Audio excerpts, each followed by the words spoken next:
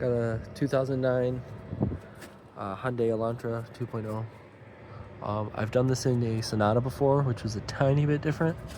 So changing out this little spider gear here, this electric motor for the steering. If you're getting that clicking sound, it's in here in this side case.